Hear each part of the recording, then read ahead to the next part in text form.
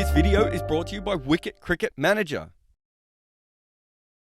Ian Botham was so upset at the recent ICEC report that he threw it on the floor. Quite an effort for a PDF. So is it possible he had it printed out, which also means he doesn't like the environment? I'm not sure. Part of the reason he was upset is because he wasn't interviewed. Of course, 4,000 non-Ian Bothams were interviewed as part of the Independent Commission for Equity in Cricket. They saw many problems, many of which I've discussed many times since coming to the UK. This has been a fading game in this country for a long time. Ian Botham should be more famous than he is in his own country. He was an absolute cricket legend. But while cricket still plays a part in English society, it is really only in a couple of ways. And while that isn't Botham's fault, it started happening in the 1980s as he got popular. Essentially, cricket in England has been at war between the elite part of society and the working class, except the working class were kind of just eradicated from this. There is no reason for that to happen. Cricket actually started as a street game. But whether it be the old fat Lords members fighting for underarm because they couldn't handle when the ball was actually bowled quickly, or amateurs getting preference over professionals, it has always existed in English cricket. And I should point out that there are a few other Cricket Nation histories out there with a similar thing for their backstory. But England's is the strongest and most documented. If you haven't read Duncan Stone's book, it is certainly worth your time. This was a report that was needed for the entire game in this country. There have been issues that just seem to be passed over year after year, and had Azim Rafiq not stood up, you wonder if anything would have changed at all. And a lot of the major parts of this ICEC report have been covered already. State school cricket almost doesn't exist. My sons didn't start playing cricket until year 4. And a lot of kids never play it at all. Former players have also spoken out about changes that could be implemented, and you can already see that there is some really common sense ideas that are starting to take place. But there are many sad stories that are documented in that report. 4,000 people shared what happened to them in English cricket, and it doesn't paint it as a very enlightened or open or diverse world. But I want to focus on something that's not quite in the ICEC report, but still plays a part. The media that the ECB partner with. BBC were given exclusive rights to the radio coverage of UK cricket very recently. And it's a pretty open secret amongst TMS employees that they won the rights without an official tender from any other broadcasters in the UK. And I want to make it very clear, I think TMS should keep commentating the cricket. They've done it since 1957 and they have an incredible audience. But it's also worth noting that they did not see themselves as a cricket program. Several people from TMS I've had this discussion with over the years have described it as more of a light entertainment show aimed at a particular audience. And that is fine and should be encouraged and cultivated for years because those people still like cricket. But I also know many cricket fans in the UK that don't like that show or feel included by it. And that's okay because unlike TV, radio doesn't pay that much. In fact, the best way to explain this is the fact that no one is quoting the amount that the BBC paid for this package. Whereas when it's a TV rights deal, the number is splashed everywhere you can find it. So I've always thought of radio as a way to hook in new fans. Maybe that is with TalkSport or LBC or whoever really wanted it. Cricket Australia has multiple radio partners, and the idea is taken from Australian rules football, and it means that if a game is on and you turn on a radio station, there's actually a fairly decent chance you're going to hear the footy. That is the position you want cricket to be in. Now, I obviously do contract work for TalkSport, although I sometimes appear on BBC as well. And you might think, well, of course he wants TalkSport to have the rights. Except that I was writing about this a decade ago.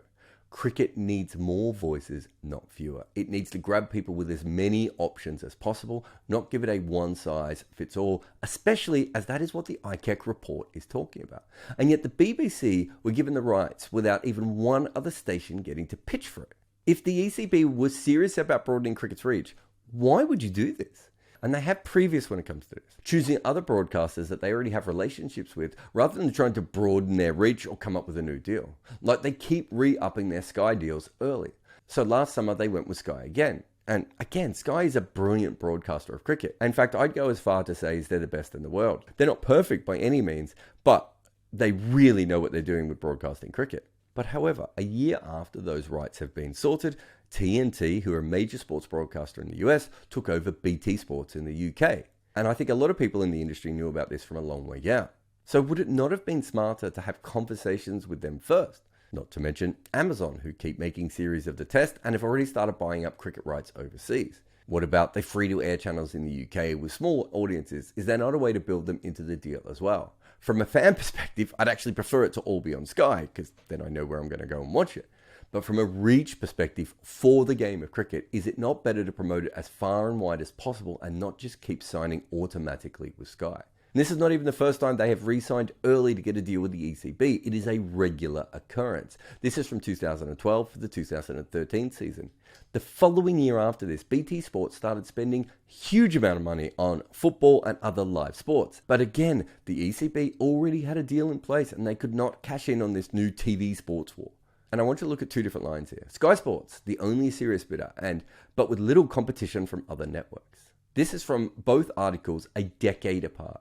And I found other places saying more or less the same thing. There is no competition. But if that is the case, why is it that the ECB and Sky keep rushing into these deals a year earlier than they need to? Surely if there's no one else out there, you start the renegotiating plan as late as possible, hoping that someone will find interest or money. Or do you start the renegotiations even earlier still when someone else might be interested? But even if I would do the radio differently and the TV deal may not be maximized, the issue here is that these are cozy deals between partners. The entire point of the ICEC report is that cricket needs to move beyond that kind of thinking. Let's go with another thing that annoys me the most.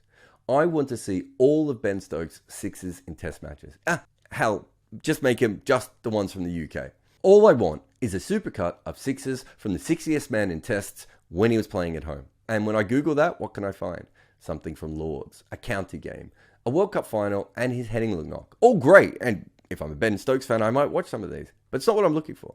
And if I scroll down further, I might find someone who has confused sixes with fours. But that is the closest thing I can find to Ben Stokes' sixes. One of the most famous players on the planet, England cricket's main hero, and I can't even find a supercut of his most signature shot. Now, if I search for Nikola Jokic's passes, I get 30 minutes of his best passes, a collection of the best ones just from this season, 5 more minutes of his passes, and then 7 more minutes of his passes. This is followed by a video where they break down with clips whether he is the best passer ever, and then a collection of more passes, and then finally, slow-mo passes. And why do I find the Joker on the YouTubes? Because NBA fans are allowed to make these videos. Cricket fans, even those who do it not for profit, are not. If you were to cut together a collection of Ben Stokes' sixes right now and put them up, you would likely get a copyright strike.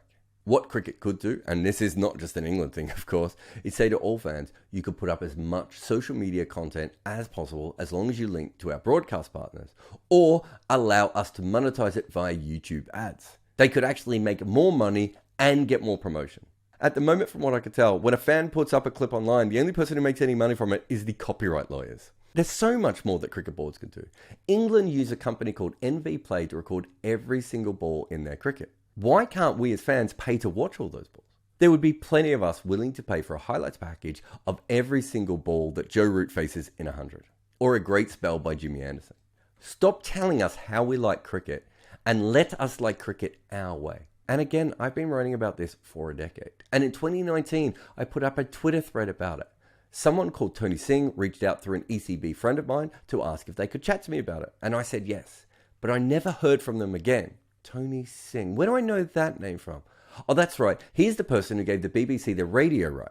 Does this mean that Tony Singh is incompetent or bad at his job? Probably not. I'm sure the BBC put him under some sort of pressure to sign the deal. It's great for them. Why would they not have tried to do that? But also, why not take it to a full tender? Or look at growing the game further?